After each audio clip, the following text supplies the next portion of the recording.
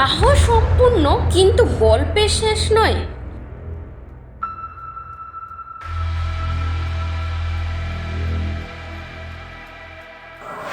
বিস্ফোরণ থেকে বিভ্রান্তি,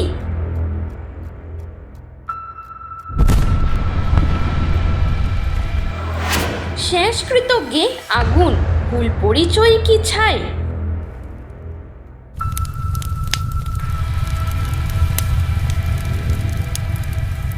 গ্রামের আকাশে তখন ধোঁয়ার শেষ রেখা মিলিয়ে যাচ্ছে।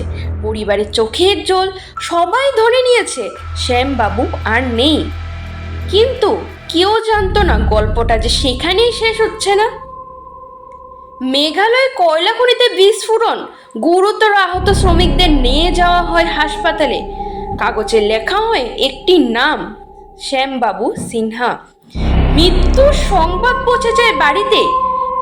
শোক নেমে আসে রাতাবাড়িতে। পরিবারের হাতে তুলে দেওয়া হয় দেহ।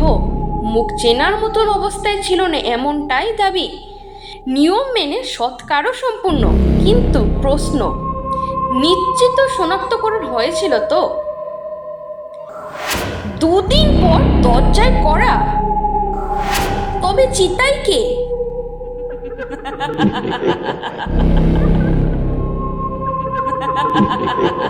রাত গভীর, হঠাৎ বাড়ির দরজায় করা।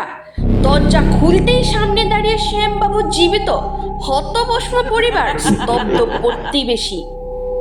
শোকের বাড়িতেই আনন্দ, আতঙ্ক আর অবিশ্বাস একসঙ্গেই। এই প্রশ্ন কাঁপাচ্ছে এলাকা। হাসপাতালের নথিতে কার নাম? যে দেহ সৎকার হলো তার পরিচয় কি? ভুলটে নাকি প্রশাসনিক বিশৃঙ্খলা? তদন্তের জালেই রহস্য, মৃত্যু নাকি মিস্টেক? ঘটনার তদন্তে নেমেছে করিমগঞ্জ ডিস্ট্রিক্ট পুলিশ। জিজ্ঞাসাবাদের জন্য তলব হয়েছে মেঘালয় পুলিশ। এখন খতিয়ে দেখা হচ্ছে হাসপাতালের নথি, ময়না তদন্তের রিপোর্ট এবং বিস্ফোরণ দিনের তালিকা। এ কি অবিশ্বাস্য প্রত্যাবর্তন, নাকি সিস্টেমের চরম ব্যর্থতা?